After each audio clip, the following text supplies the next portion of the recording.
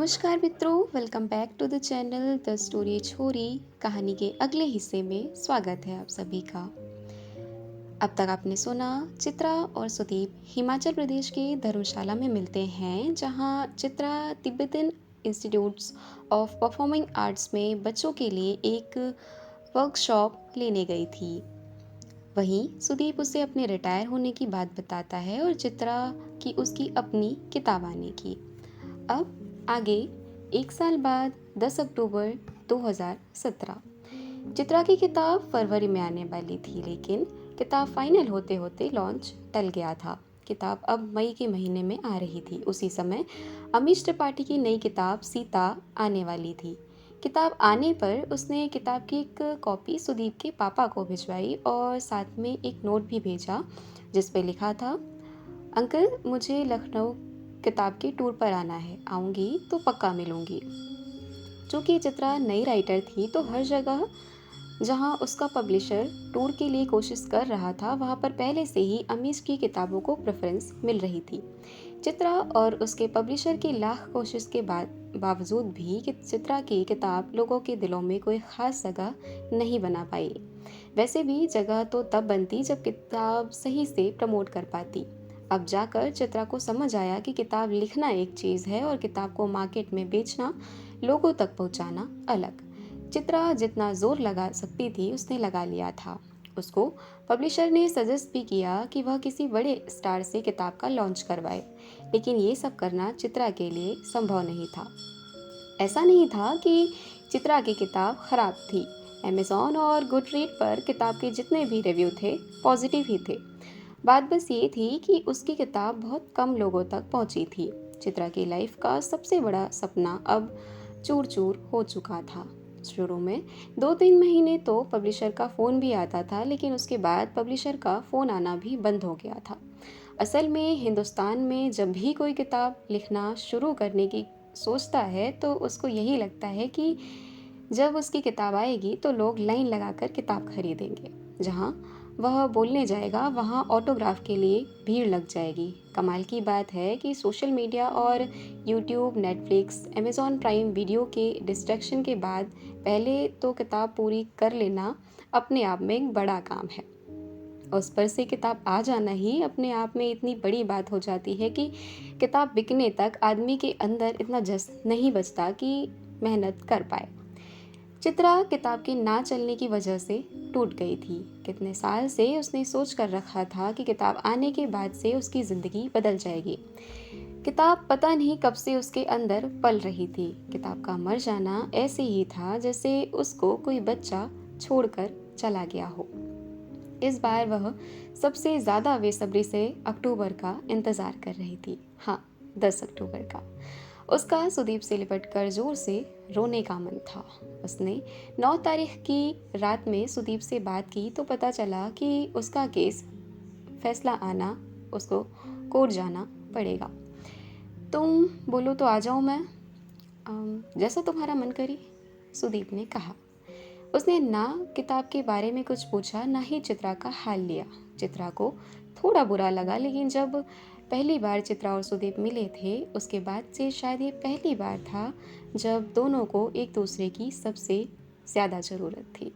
चित्रा ने फ्लाइट की ticket book की और वो सीधे ही कोर्ट पहुंची।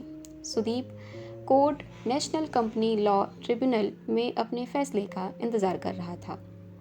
आज ही उसकी लाइफ का सबसे बड़ा फैसला आना था।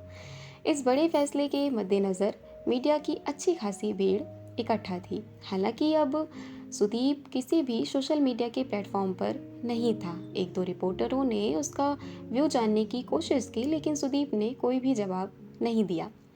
सुदीप कोर्ट रूम के बाहर बेंच पर बैठा इंतज़ार कर रहा था। सुदीप ने आज अपनी कंपनी बुक माई ट्रिप की टी शर्ट पहनी हुई थी।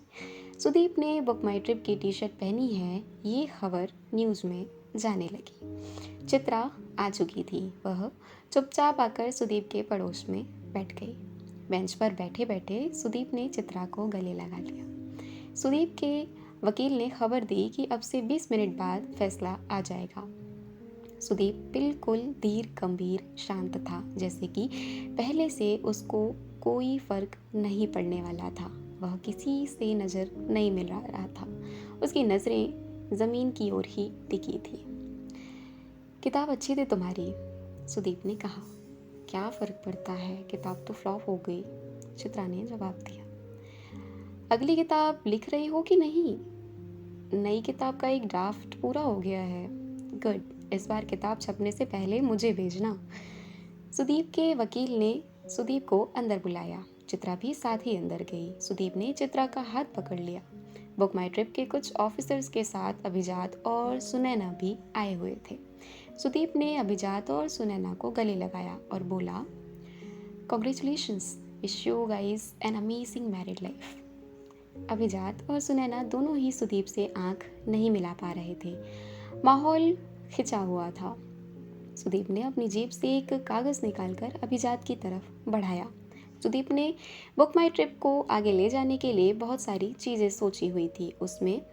उस पे वो सब कुछ लिखकर अभिजात को दे दिया था। शायद ये कुछ काम आ जाए। सुदीप ने चित्रा की तरफ देखा और बोला, बुक माई ट्रिप दुनिया में ट्रैवल की सबसे बड़ी कंपनी में से एक हो सकती थी।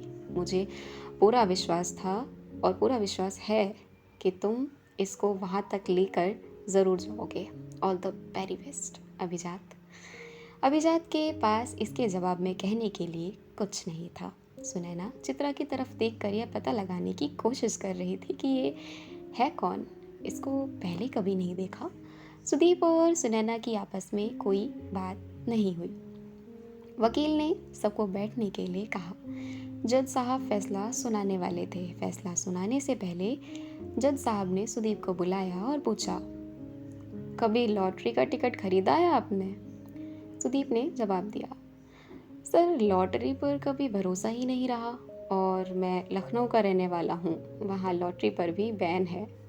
जज साहब सुदीप की बात सुनकर हंसे और फैसला पढ़ने लगे। सुदीप फैसले के दरमियान ज़मीन पर देख रहा था। चित्रा ने उसका हाथ पकड़ा हुआ था। जैसे जैसे फैसला सुनाया जा रहा था वैसे वैसे पूरा कोर्ट रूम शांत होता जा रहा था। कोर्ट रूम में पिन ड्रॉप साइलेंस हो गया था। फैसले के हिसाब से जिस तरह से सुदीप को उसकी कंपनी ने बेदखल किया था वो गलत था। सुदीप अब भी कंपनी के 15% का मालिक था, जिसकी वैल्यू आज की तारीख में कंपनी की वैल्यू के हिसाब से डिसाइड होनी थी। आज की वैल्यू के हिसाब से सुदीप को लगभग 310 करोड़ रुपए मिलने वाले थे। फैसले में यह भी कहा गया था कि वह चाहे तो कंपनी में काम कर सकता है। सुदीप ने तुरंत ही इसके लिए मना कर दिया। बुक माई ट्रिप को अब वह पीछे छोड़ चुका था। फैसला सुनते ही सुदीप के वकील उछल पड़े। चित्रा ने खुशी से सुदीप को गले लगा लिया। सुदीप ने कोई ज़्यादा रिएक्शन नहीं दिया। वह उठकर अभिजात के पास गया और उससे हाथ मिलाया। अपनी जेब से प्रेस के लिए एक स्टेटमेंट निकालकर उसने अपने वकील को दे दी। वह अब इतने पैसों का क्या करेगा? क्या वह कोई नई कंपनी डालेगा? इसका कोई भी जवाब किसी के पास नहीं था। सुदीप एक बार फिर से हीरो था। बहुत दिनों बाद इतने कैमरे उसके पीछे भाग रहे थे। वह नो कमेंट्स बोलकर वहाँ से निकल गया।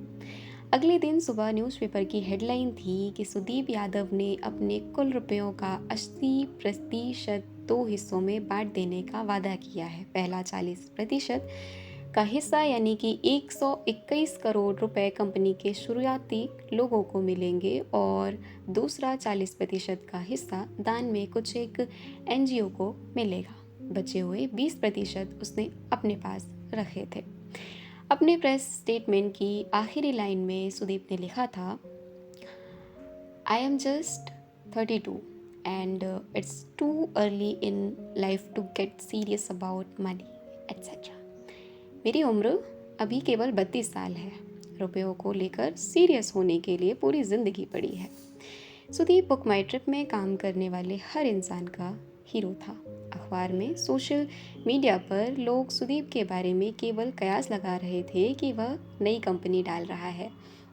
हर न्यूज़ चैनल की अपनी खबरें थी और अखबार के हिसाब से हर खबर सही थी। चित्रा सुदीप के साथ ही ताज में रुकी हुई थी। सुदीप ने सुबह का अखबार भी नहीं देखा था। चित्रा ही उसे देख देख कर सब बता रही थी। सुदीप अब हल्के मूड में था, जैसे कोई बोझ उतर गया हो। सुदीप तो कभी अपने पापा को किसी भी चीज़ की खबर करता नहीं। वैसे भी सुदीप ने अपना नंबर बंद कर दिया था। चित्रा ने ही सुदीप के पापा को कॉल करके बात की थी और फ़ोन सुदीप की तरफ बढ़ा दिया था। पापा से बात करते हुए सुदीप अपनी कुर्सी से उठ गया था। पूरी बातचीत में बस चित्रा को हाँ हो ही सुनाई पड़ा था। पापा ने फ़ोन रखने से पहले चित्रा को फ़ोन देने को कहा।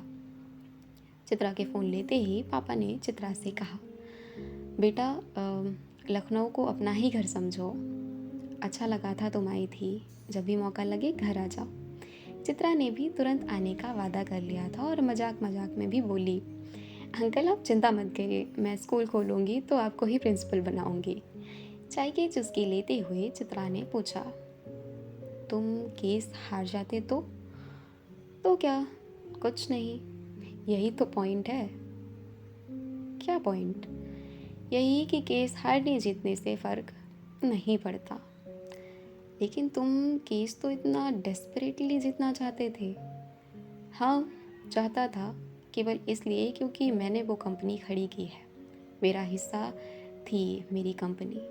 मुझे ज़्यादा खुशी होती अगर मैं अब भी उस कंपनी में काम कर पाता, लेकिन अब फ़र्क नहीं पड़ता यार।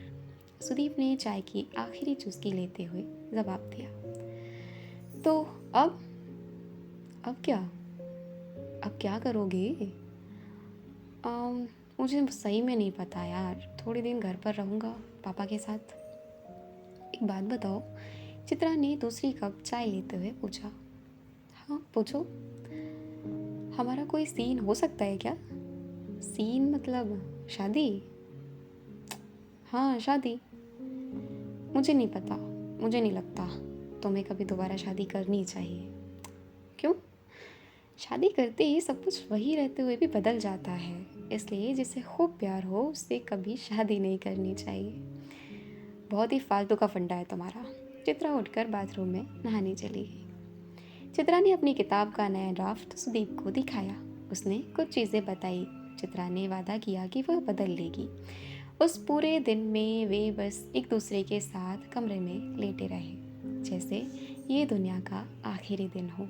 उनकी आंखें कुछ देर के लिए कमरे में छत हो गई, कुछ देर के लिए कमरे की खिड़की और कुछ देर के लिए बांद्रा के समंदर में डूबते हुए सूरज में पिघलती हुई शाम हो गई।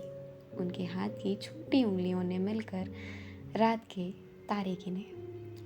जब सोच लेना कि क्या करने वाले हो तो बताना।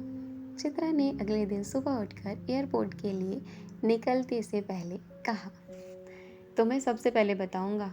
चलो, मेरा तुम्हें एयरपोर्ट छोड़ने जाने का मन है।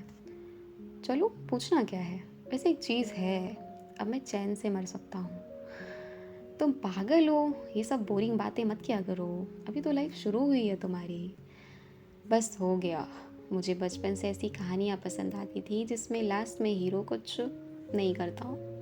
असल में हम में से ज़्यादातर लोग ऐसे ही हैं जो कभी तो चाहकर कभी ना चाहकर ज़िंदगी में कुछ उखाड़ नहीं पाते। मैं बचपन की कहानी के राजकुमार जैसा नहीं हूँ। मुझे मालूम है, अगर मैं एक नॉर्मल लाइफ जीता, एक अच्छे कॉलेज में जाकर एक अच्छी नौकरी करके शादी करता तो भी मैं इतना ही बोर होता लाइफ से जितना कि अब हूँ। लाइफ को लेकर कितना नेगेटिव अप्रोच है तुम्हारा। चित्रा ने सुदीप की कोहनी पर हाथ मारते हुए कहा और अपने पर्स से सेब निकालकर एक बाइट लेकर सुदीप की ओर बढ़ाया। नेगेटिव नहीं है, मुझे ये सब बोरिंग बातें नहीं करनी तुमसे। तुम नॉर्मल हो ना, तब बात करना ये सब। अभी कल तुम्हारा इतना बड़ा केस जीते हो, कैसी बहकी बहकी बातें कर रहे हो। बचे हुए रास्ते के दौरान चित्रा ने अपना पूरा ध्यान सेब पर लगाया और पूरे टाइम वह सुदीप की हथेली पकड़कर सहलाती रही। चित्रा और सुदीप दोनों के हाथ की छोटी उंगलियां सुदीप और चित्रा से नाराज थी। एयरपोर्ट पहुंचकर चित्रा ने कहा, इस बीच अगर दिल्ली आना तो मिलना। कोशिश करूँगा। तुम जल्दी से अपनी किताब पूरी करो। सुदीप ने चित्रा को छोड़ने से पहले उसको गले लगाकर उसके माथे पर चूमा। रास्ते भर चित्रा सोचती रही कि ऐसा तो नहीं कि वह सुदीप के साथ हमेशा के लिए रह सकती है। वह शायद सही से सोच नहीं रही इस बारे में। फिर दूसरा ख़्याल आता कि नहीं नहीं, एक बार वह शादी से बाहर आ चुकी है, दोबारा वही गलती करने का मतलब नहीं है। सुदीप एयरपोर्ट से लौटते हुए यही सोच रहा था कि चित्रा से इतनी अच्छी केमिस्ट्री है, इसीलिए वह उससे कभी शादी करने का सोचेगा भी नहीं। वह चाहता था कि चित्रा की अगली किताब हिट हो जाए। ऐसा बहुत ही कम होता है जब हम दूसरे का केवल और केवल अच्छा सोच पाएँ। चित्रा और सुदीप के बीच ऐसा कुछ हुआ था। 2017 इतना भी बुरा साल नहीं था। 2017 के दिसंबर तक चित्रा ने अपनी किताब पूरी कर ली थी।